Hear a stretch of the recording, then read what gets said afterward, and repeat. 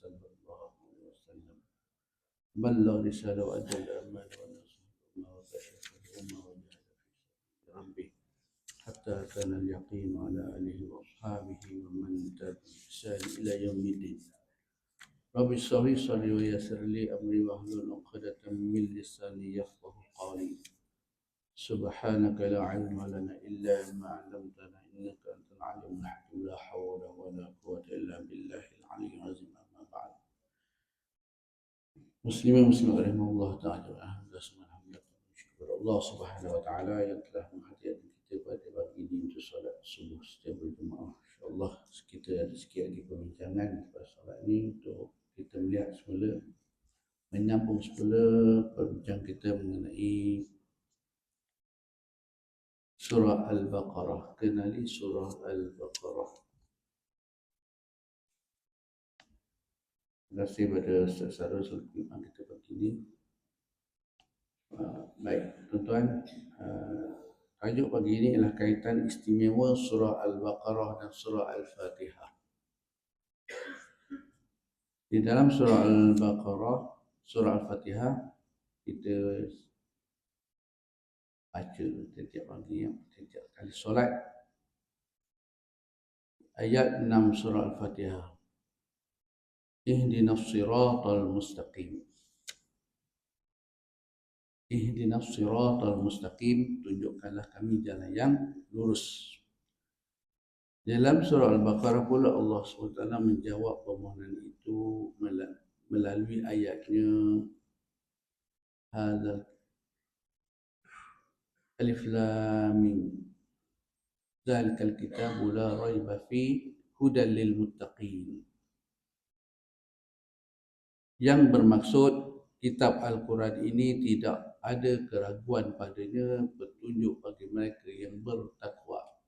Nah, dalam surah Al-Baqarah kita minta Allah tunjukkan kita jalan yang lurus. Ihdinas siratal mustaqim. Dan Al-Quran ke Al-Fatihah ke menjawab siratal ladzina an'amta 'alaihim. Kaitkan dengan surah Al-Baqarah ayat yang kedua, bahawa Allah SWT mengkabulkan doa hamba-hambanya dengan menurunkan kitab yang tiada keraguan padanya. Zalikal kitabu la raiba fi. Kitab ini, yakni Al-Quran, yang padanya tidak ada keraguan.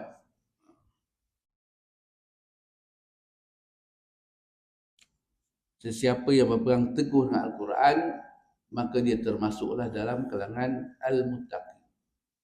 Siapa Al-Muttaqin? Orang-orang yang bertakwa.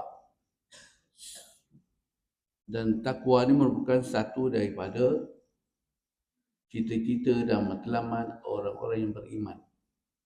Sebab itu sentiasa diulang-ulang di dalam khutbah setiap minggu. Ittaqullah. Takutlah kepada Allah. Bagaimana cara takut kepada Allah? Dengan mentaati segala perintah dan menjauhi segala larangan. Bukan sekadar pandangan umum. Ada orang faham takut kepada Allah tu dengan melaksanakan perintah. Perintah yang dibuat ialah solat 5 fardu sahaja. Yang lain tak termasuk. Larangan yang dibuat ialah dosa-dosa besar yang biasa kita dengar, zina, arak dan sebagainya. Kalau dia tak buat pun tak apa. Orang lain buat, tak apa. Yang penting dia tak buat. Orang lain buat tak apa. Contoh, kita melihat bahawa hari ini arak dan judi merupakan satu fenomena yang biasa di Malaysia. Sebab apa? Sebab adanya orang kafir, China dan India khususnya sebut. Kalau tak ada China dan India ni dekat Malaysia, tak ada orang kafir, tak ada kedai judi ni. Tak ada kedai arak. Tuan-tuan tengok mana ada satu kedai judi, kedai arak yang dimiliki oleh orang Melayu. Tak ada. Ya. Oleh kerana dia kedai judi dan kedai arak ini, maka kita sama kita berkelahi sama Islam. Yang nak bertakwa ni tadi, yang nak beriman kepada Allah, yang nak ikut surah Al-Baqarah ayat 2 ni, di hadzal kitab la raiba fi hudan lil muttaqin. Inilah kitab yang tiada keraguan padanya, petunjuk kepada orang-orang yang bertakwa. Orang beriman bertakwa ni dia nak melaksanakan seluruh perintah-perintah Allah. Nampak? Dia nak laksanakan seluruh perintah Allah, termasuk mengharamkan benda-benda haram ni, lesen judi, lesen arak. Tetapi ada segolongan manusia beragama Islam mempertahankan. Bergaduh kita sama Islam. Yang nak dipertahankan itu ialah orang kafir yang memiliki lesen judi dan arak. Ini realiti masyarakat kita kan. Bila ada saja satu golongan nak mengharamkan arak, kita kena jaga perpaduan negara. Kita kena jaga hak-hak orang kafir. Hak orang kafir itu ada batasan dia. Ada batasan dia. Kalau setiap tempat ada lesen judi, letihlah kita. Cukuplah satu kat Genting kot. Nak berjudi pergi sana. Nak sangat berjudi, ambil satu tempat. Tak ada masalah pun. Yang masalah ni tiap-tiap bandar ada lesen judi. Dia yang main judi tu Islam. Anak-anak Melayu. Yang baru nak kenal dunia. Ni masalah. Bila kita nak haramkan benda ni atas dasar bahawa kita ingin menjadi orang-orang yang bertakwa, orang yang beriman, ada segolongan umat Islam lain yang mengaku dia Islam, mengaku dia Muslim, membantah ataupun memberi sokongan kepada lesen-lesen ataupun orang yang meluluhkan lesen-lesen itu ataupun golongan-golongan yang nak meluluskan benda-benda. Jadi itu yang sebab kita bergaduh puncanya. Sebab tu bila bergaduh, bila berselisih pendapat, bila berselisih faham, bila ada tidak betul dalam masyarakat, Nabi suruh kita balik, Allah suruh kita balik kepada Al-Quran. Fa in tanaza'tum fi syai'in farudduhu ila Allah wa Rasul. Bila kamu berselisih, ada berlaku perselisihan, fa in tanaza'tum fi syai', pada sesuatu perkara, maka baliklah kepada Allah dan Rasul. Nak balik kepada Allah Rasulnya apa dia? Kembalilah kepada Al-Quran dan Sunnah. Nabi Muhammad kata, taraktu fikum amraini, telah aku tinggalkan kepada kamu dua perkara. In tamassaktum bihima falan tadillu, awalah kamu pegang pada keduanya, kamu takkan sesat selama-lamanya. Kamu takkan sesat selama-lamanya.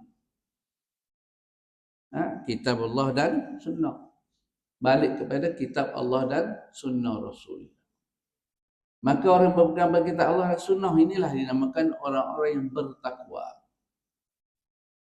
Orang yang masih ragu-ragu, boleh ke kita nak hapuskan judi kat Genting tu? Bila ada ustaz seorang tu beritahu kita akan hapuskan judi di Genting. Kan Genting Highland tu bukan judi aja. Taman rekreasi dan sebagainya. Taman rekreasi tu jalan lah. Hotel-hotel tu buka. Tak ada masalah pun. Judi saja kena buang. Rasa nak berjudi sekarang tak ada masalah. Di Thailand boleh pergi judi. Kat Singapura boleh berjudi. Nak sangat judi. Bawa duit 5 juta. Kalau tutup kat Genting Highland tu pun masalah. Ni tuan-tuan. Jadi orang yang bertakwa ni dia pandang mudah dan dia pandang wajib menghapuskan seluruh perkara-perkara maksiat. Bukan sokong. Yang menyokong ni bagaimana kita nak kata dia bertakwa? Kalau dia masih lagi menyokong benda-benda haram ni. Tuan-tuan bayanglah kalau Rasulullah hidup lagi hari ni. Dia tengok kat Pahang ni ada pusat judi. Kat Kuantan ada 4-6 ekor. Kalau saya normal hidup lagi hari ni, tuan-tuan Pak boleh bayang tak? Saya normal buat apa kat Popok ni? Maknanya kita hari ni, Islam kita hari ni sangat lemah dah. Lemah sangat. Biar je maksiat berluasa depan mata. Lesen judi ada, biar lesen arak ada, biar ni tuan-tuan. Kalau kita tak mampu nak buat apa, jangan sokong dah lah. Ni kita sokong pula. Sokong Popok ni naik mentor. Well tuan, tu maksudnya bila hidup ni kita berkait dengan ayat yang kita baca tiap-tiap solat. Ihdinas siratal mustaqim, tunjukkan kami jalan yang lurus. Tapi bila di luar solat kita pilih jalan yang tidak lurus. Tu kesilapan sendiri ya. Tu kena faham ya. Baik. Yang kedua dalam surah Al-Fatihah juga disebut Iyyaka na'budu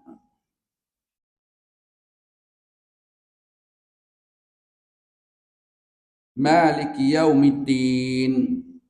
Maliki yaumiddin. Surah Al-Fatihah ayat 4. Yang bermaksud yang menguasai hari pembalasan. Yang menguasai. Maknanya Allah tu Maha berkuasa dalam semua perkara. Malik termasuk pada hari pembalasan. Iaitu hari kiamat. Yang pada hari itu tiada lagi sebarang tempat untuk kita mengadu hal, untuk kita berlindung dan sebagainya, kecuali hanya Allah semata-mata. Atas dunia ni masih lagi ramai orang dalam satu tinjauan hari ini umat Islam ada 1.9 bilion, Kristian ada 2.8 bilion, Hindu ada 1.2 bilion. Ini 3 agama paling besar di dunia. 3 agama paling besar di dunia yang ramai penganut dia. Kristian 2.8, Islam 1.9, Hindu 1.2.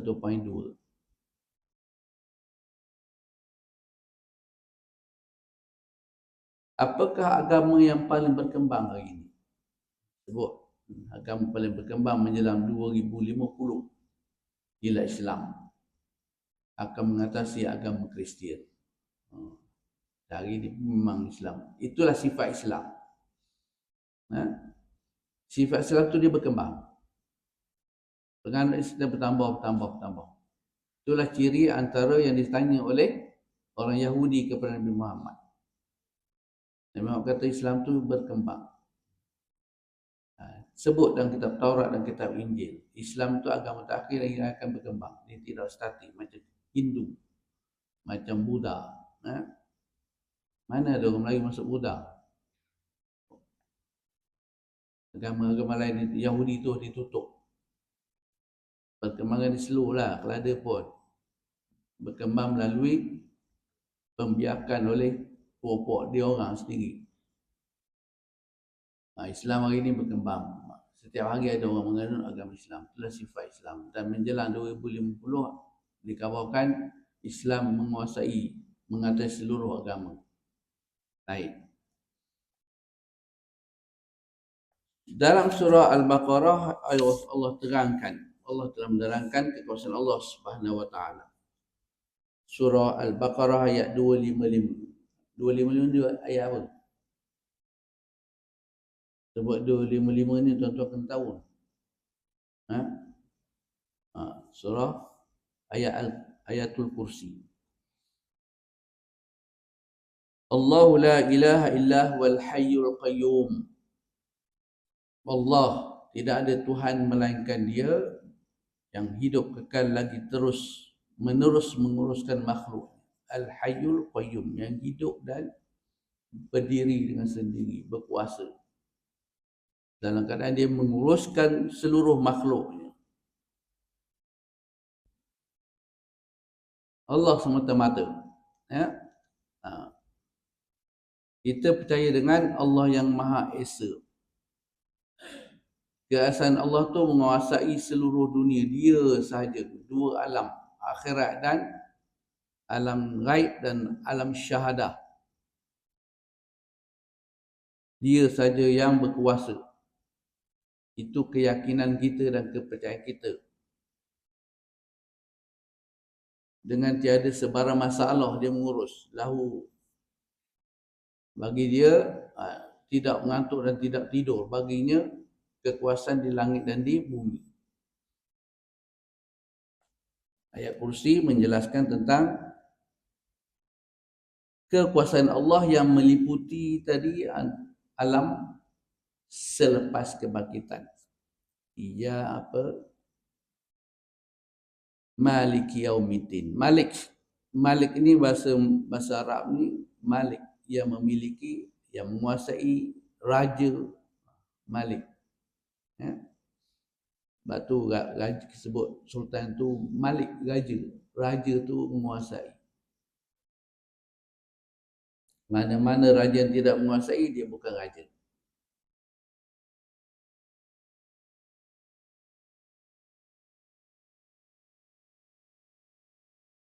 Lahu ma fis samawati wa ma fil ard. La ta'khudhu sinatun wa la nawm. Lahu ma fis samawati wa ma fil ard. Man zal ladzi yashfa'u indahu illa bi izni. Yang pertama, Allah itu menguasai seluruh makhluknya, mengurus seluruh makhluknya. Dia tidak mengantuk dan dia tidak tidur. Dia bercakap, dia bersuara, dia hidup. Dia tidak seperti Tuhan-Tuhan orang kafir yang menjadi patung. Tuhan kafir dia mampus. Dia batu, kaku, tidak mendengar, tidak melihat. Itu Tuhan orang kafir yang disembah oleh para penyembah-penyembah berhala. Allah hidup. Dia menguasai. Dia berkehendak. Yang kita belajar sifat 20 kan, iradah. Terus untuk guna sebenarnya sifat 20 tu. Sifat 20 tu menceritakan tentang kuasa Allah Subhanahu Wa Taala. Orang nak tahu siapa Allah, belajar sifat 20. Belajarlah Asmaul Husna. Nama-nama Allah 99. Tahu, barulah kenal Allah tu siapa.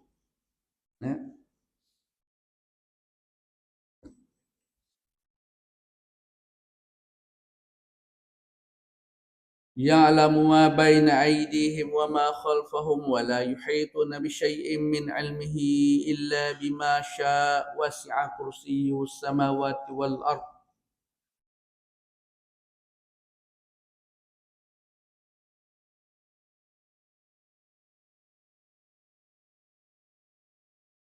Wa la ya'uduhu hifdhuhuma wa huwal 'aliyyul 'azim. Yang pertama, Allah tu dia hidup kekal lagi terus-menerus menguruskan makhluknya. Tidak mengantuk dan tidak tidur. Kepunyaannya lah apa yang di langit dan di bumi. Tiada yang dapat memberi syafaat di sisi Allah tanpa izinnya.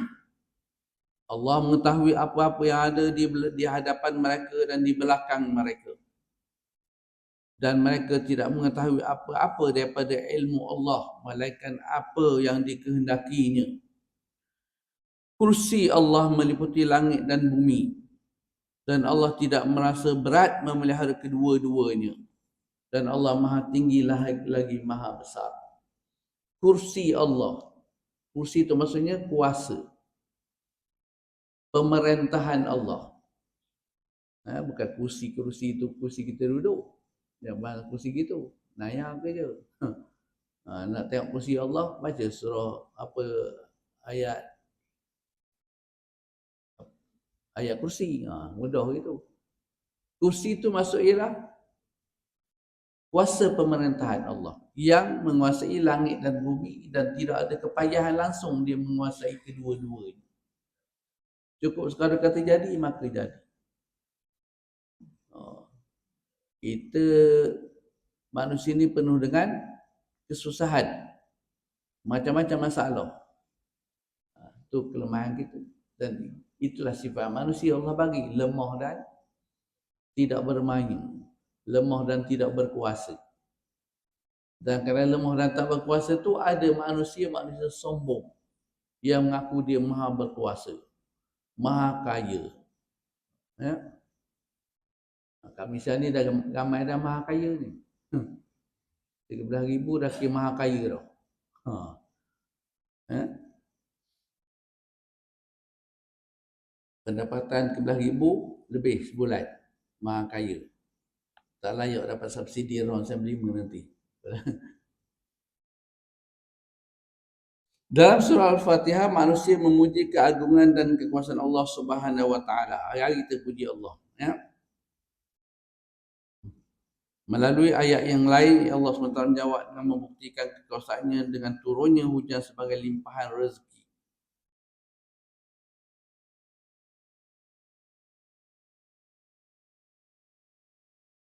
Menurut ahli tafsir, hujan adalah sumber rezeki yang paling agung. Ahli tafsir sebab bab hujan ni ada sebut dalam surah Al-Baqarah. Dan tuan cari bab hujan ni. Allah menurunkan hujan, kemudian daripada hujan yang turun itu Allah tumbuhkan biji-bijian. Daripada biji-bijian itu menumbuhkan tanam-tanaman yang pelbagai jenis. Ya, hujan yang turun tu dibawa rahmat. Sebab tu Malaysia ni negaranya sangat subur kerana kita memiliki 80 berapa peratus inci setahun hujan.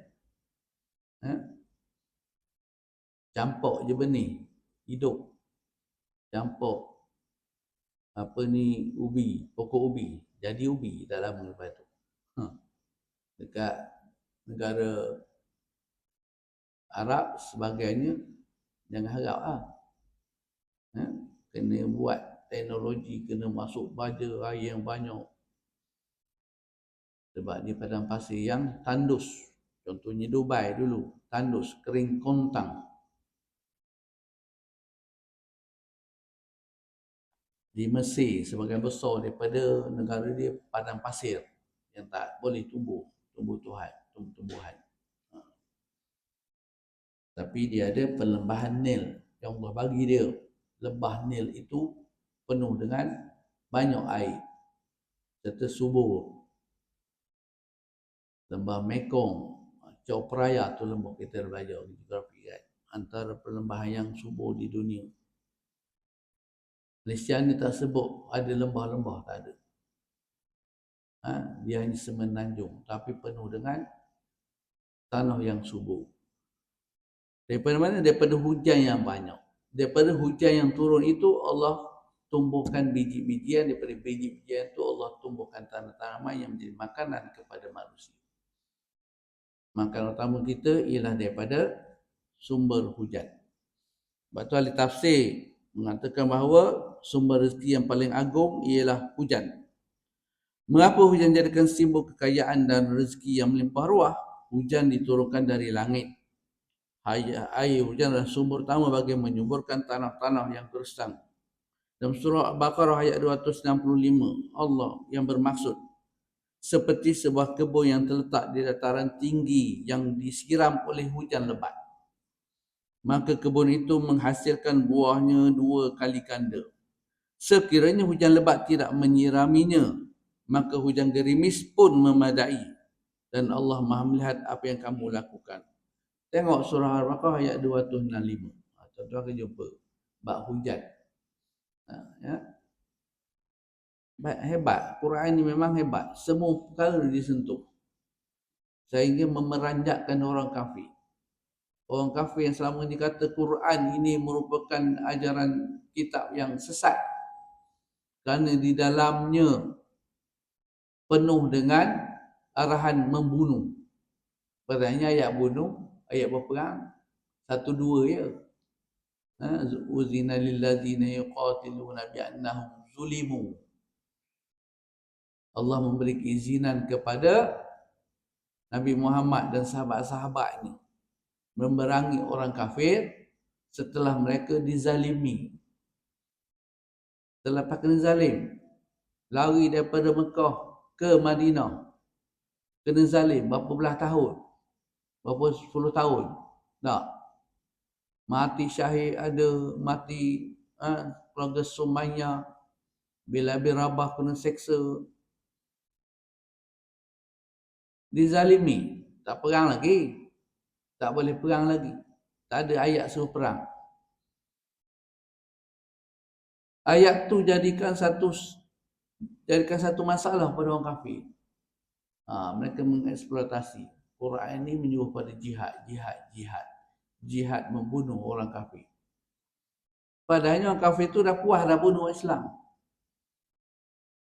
Di Myanmar orang kafir bunuh Islam, di Palestin kafir bunuh Islam, di China orang kafir bunuh Islam. Mana lagi di India orang kafir bunuh Islam. Islamofobia berlaku di Eropah, seluruh dunia, sehingga meletakkan Islam itu tertekan. Bekerja di negara orang kafir Islam tak boleh. Tak boleh, tak ada pangkat, tak ada kedudukan istimewa. Nak jadi ahli parlimen, sorry lah. Duduklah 40 tahun, 50 tahun dekat China. Jangan harap nak dapat jadi ahli parlimen. Di Malaysia 10 tahun je dah jadi ahli parlimen dah. Baiknya orang Islam, tak orang kafir ya. Boleh tubuh lagi parti yang dianggota oleh orang kafir. Baiknya orang Islam. Jadi tuan-tuan ya. Itulah fenomenanya. Islam tu sentiasa ditekan oleh orang kafir. Bila saja jumpa satu ayat, mereka eksploitasikan ayat tu. Sehingga nampak Islam tu terlalu buruk pada depan. Bila orang kafir tengok sendiri bagaimana baca Quran, melihat sendiri isi Quran, tafsir Quran, terperanjat. Baru dia tahu dalam Quran ada cerita tentang sains. Cerita bab air mani, daripada air mani sampai jadi anak, jelas dalam surah Luqman. Tentang rujuk surah Luqman dan surah lain lagi tentang diciptakan manusia itu daripada setitis air mani. Min nutfatin, daripada nutfah, summa khalaqna nutfatal alaqah, summa khalaqna alaqata mudghah, fa khalaqna mudghatan 'idhama, fa kasawna al-'idhama lahma, summa ansha'nahu khalqan akhar. Fatabarakallahu ahsanul khaliqin. Kami ciptakan manusia daripada setitis air mani, daripada nutfah, kemudian dia menjadi seketul darah, kemudian menjadi seketul daging, daripada seketul daging, segumpal daging. Kami bentukkan, fakasawna izama lahma, kami bentukkan dia tulang-tulang. Kemudian kami salut tulang-tulang itu dengan daging. Fakasawna izama lahma. Kemudian kami hidupkan mereka dengan kejadian yang baru. Fa khalaqna ansha'na khalqan akhar. Jelas dalam Quran cerita tentang kejadian manusia. Tiba-tiba dapat teori daripada Darwin, manusia tu daripada monyet. Nampak sangat puak-puak sains kafir ini pembohong kerja dia. Bila tak baca Quran, tu jadi dia. Sebab tu dalam disebut Quran tu hudan, petunjuk kepada orang bertakwa. Petunjuk yang menjadikan orang tu bertakwa. Petunjuk yang menjadikan kita ni semakin bertakwa. Orang yang tak tahu akan jadi tahu bila baca Quran. Orang yang dah tahu Quran tu dia akan jadi faham. Bila dia faham, dia makin beriman, makin bertambah imannya. Akhirnya dia pun menjadi orang yang bertakwa. Bila dia baca. Sebab tu perlunya kita membaca Al-Quran. Wajib kita baca Quran setiap hari dan mentadabbur. InsyaAllah orang tu tak sesat. Yang jadi sesat banget hari ni, orang tu tak baca Quran. Dia menolak hidayah Quran ni. Quran ni pandang lekeh. Tak. Siapa baca Quran dikira sebagai orang yang terkebelakang, nak kembali mundur. Sebab dia percaya kepada penulisan para orientalis, dakwan-dakwan orang kafir, bahawa Quran ni sebuah kitab yang merosakkan masyarakat, merosakkan tamadun. Dalam surah Al-Baqarah mengandungi doa. Kita memohon kepada Allah Subhanahu Wa Taala bagi menunjukkan jalan yang benar dan jauhkan daripada jalan yang dimurkai. Ihdinas siratal mustaqim siratal ladzina an'amta 'alaihim ghairil maghdubi 'alaihim waladdallin. Tunjukilah kami jalan yang lurus, iaitu jalan orang-orang yang engkau kurniakan nikmat kepada mereka. Bukan jalan orang-orang yang engkau murkai dan bukan pula jalan orang-orang yang sesat. Surah Surah Al-Fatihah ayat 6 dan ayat 7. Tafsir Ibnu Katsir ada menerangkan maksud siapakah yang tergolong dalam golongan yang dimurkai dan sesat itu. Nabi Muhammad SAW menjelaskan golongan yang dimurkai adalah kaum Yahudi. Manakala golongan yang sesat adalah kaum Nasrani. Nasrani itu sudah sesat. Nasrani itu dah sesat, kemudian jadi Kristian, bertambah lagi sesat. Nasrani itu daripada pecah, Kristian itu daripada pecahan orang Nasrani yang berpecah kepada ratusan kumpulan pula. Banyak mazhab dalam Persia ni. Sampai dia bergaduh sama dia. Kitab kami lebih penting, lebih kitab kami ni lebih betul daripada kitab kamu. Yang keluarkan kitab Bible kat sini kata kitab dia lebih autentik. Lebih betul. Padahal semuanya sesat mereka. Manakala golongan sesat adalah kaum Nasrani. Hal ini dilakukan oleh beberapa pelapor, antaranya Hamad bin Salamah, Sufyan bin Uyainah, ni ulama Mekah, dan Ibnu Mardawih. Dalam surah Al-Baqarah juga Allah SWT menjelaskan tentang sifat dan perangai Yahudi dan Nasrani supaya kita lebih mengenali dan berwaspada dengan mereka. Antara kata-kata Allah dalam surah Al-Baqarah ayat 120, lan tarda ankal yahud walad nasara hatta tattabi'a millatahum innal huda wal huda. Orang-orang Yahudi dan Nasrani tidak sekali akan bersetuju atau suka kepadamu wahai Muhammad. Allah dah bagi tahu dah. Ya. Muhammad tu Nabi Muhammad. Khusus Nabi Muhammad. Umumnya orang Yahudi dan Nasrani tidak akan suka kepada umat Islam sampai hari kiamat. Dia tak suka.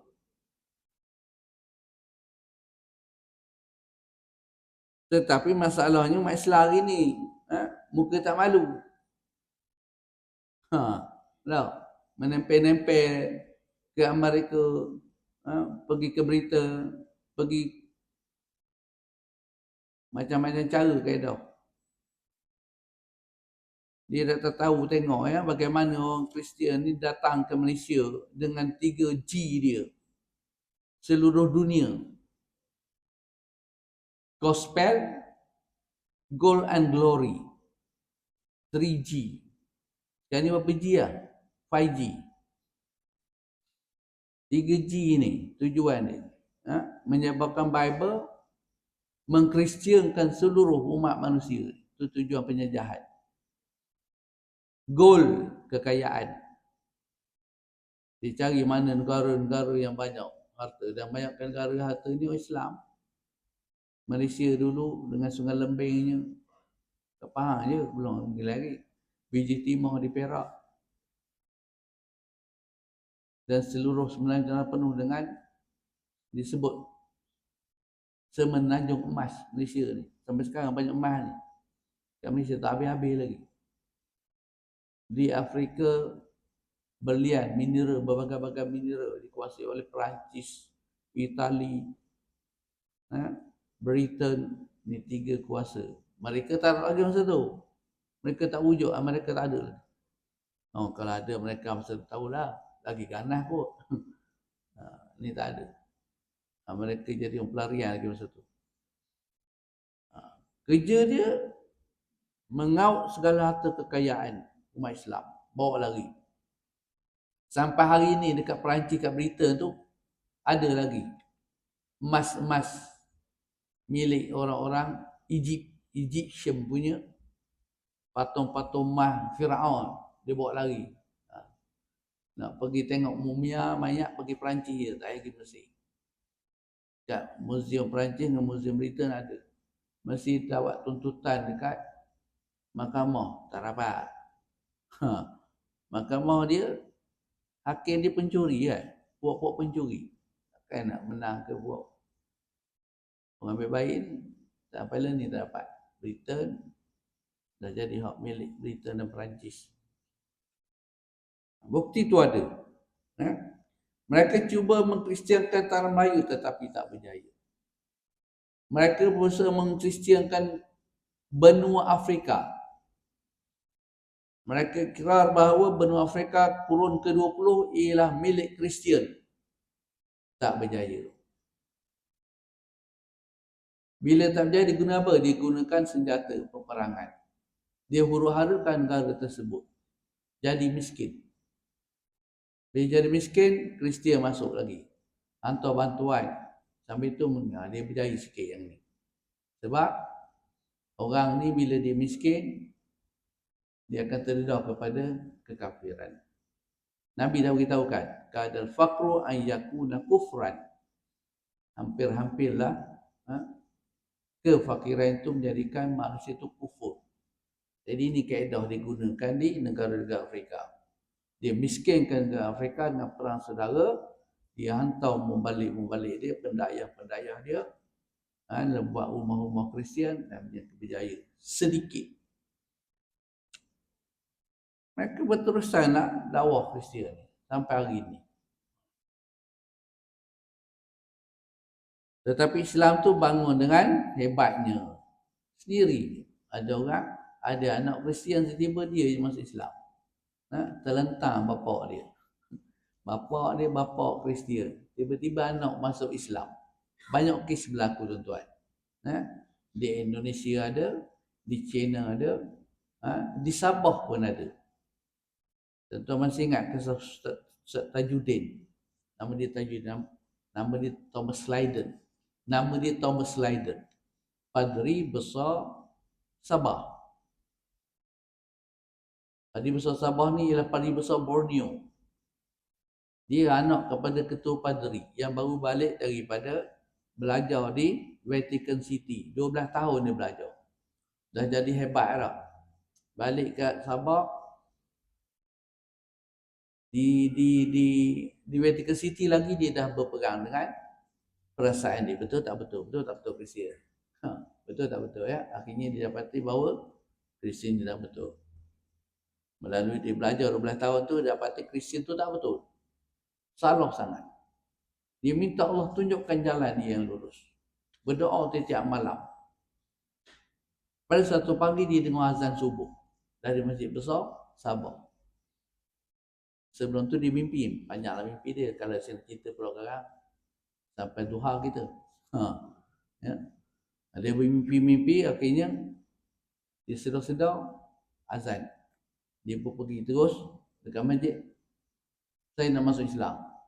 Tok Imam tengok ketua padri Sabah datang nak masuk Islam dengan dia. Balik. Tak boleh. Orang Kristian. Imam tak nak Islamkan dia. Nampak orang Islam. Tok Imam tak nak Islamkan orang Kristian. Takut sebab dia ada jawatan. Berapa ramai manusia takut pada jawatan ni?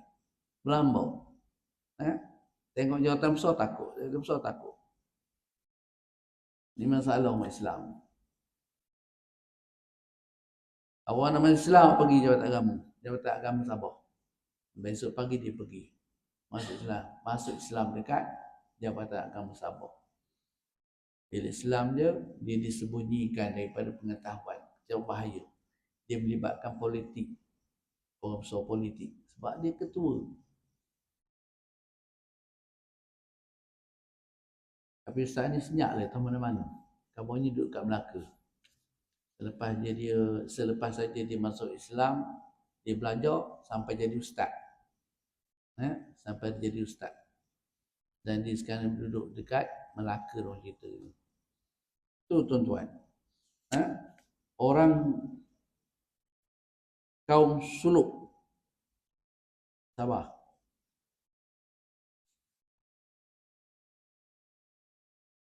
Okey ya. 7, 6 minit, 8 minit. 2 minit lagi.